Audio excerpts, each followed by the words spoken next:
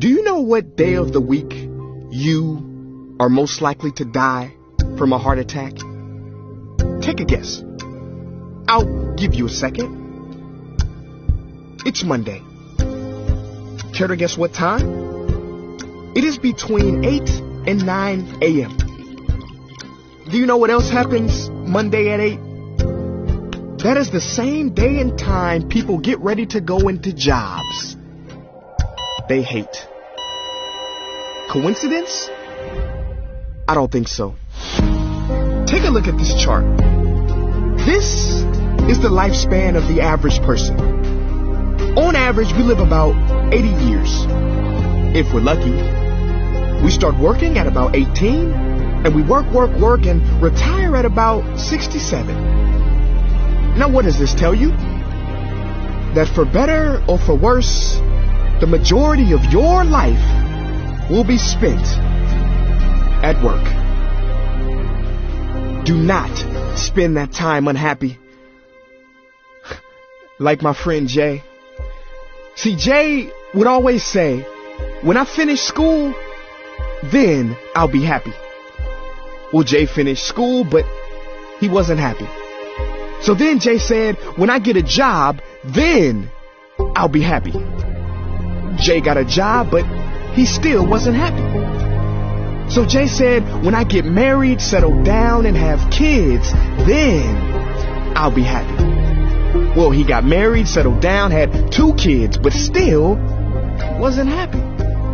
So then Jay said, okay, when the kids leave home and I retire, then I'll be happy. Well, the kids left home and he retired, but he still wasn't happy. So Jay started going to church. And I asked Jay why he was going to church so much. And he said, because when I die, then I'll be happy. Jay's story, however sad, is not unique. I could have replaced Jay with Johnny or Bonnie. In fact, Jay's initials stand for just about everybody. Many of us are like Jay, but it is not our fault. We have been tricked to stay stuck in jobs that are literally making us sick, and to be and then people. You know about the and then people, right? It's people who constantly say, and then I'll be happy. Ladies and gentlemen, we must go from living as and thens to becoming right nows. We have to be happy right now. How? We must either find a job we love or bring more love into our jobs. It is time to step out of the rat race. Because the funny thing is, even if you win, make a load of money, hold up the trophy that everybody hails, you're still a furry rodent with a pointy nose and long tail. Wake up. Stop playing with your life. This ain't a video game. This ain't Mario Kart. This ain't Fortnite. There is no try again button, no option to redo this level. When the game's over, game's over. But there is one cheat code to the human console, and that is to take control and to stop buying into the lies society has told, like how overworking is cool and being stressed out is a status symbol. Oh, and I almost forgot the biggest lie. Keep a work-life balance. Now, on the surface, you may not see how crazy that sounds, but think about it. Work-life balance?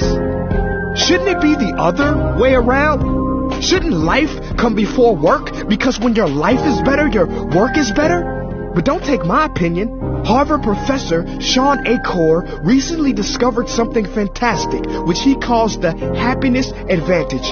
His studies prove that 75% of job success can be predicted by not how smart you are, not how talented you are, but how happy you are. His research is decisive. He says when you're happy, your intelligence rises, creativity rises, your productivity rises. And you know what else is funny? You also make more money. But here's the real kicker. You live longer too. I know, it sounds too good to be true, but yes, optimists actually live longer than pessimists, so you could stretch this graph a few extra years if this time here is filled with more joy and cheer. Let me be clear, do not take this message lightly. It is your duty to be happy, for your own sake. I don't care if you're here at the end, it is never too late to trade in your deadlyhood for a livelihood and refuse to suffer during the weekdays. Ironic they call it that, because you're literally in a weekdays where you're constantly waiting for the weekend. See, I believe so many people die of heart attacks because they are involved in work that their hearts are just not in. I believe people have low vital signs because they are involved in work that is not vital to them. My friends, happiness is a choice, but anyone who says it's easy has lied. It ain't easy, but you have to try. The first step is to look inside and remember the quote that the Buddha wrote 2,000 years ago, which I believe today for most people still applies. The problem is, you think you have time. Stop wasting your life.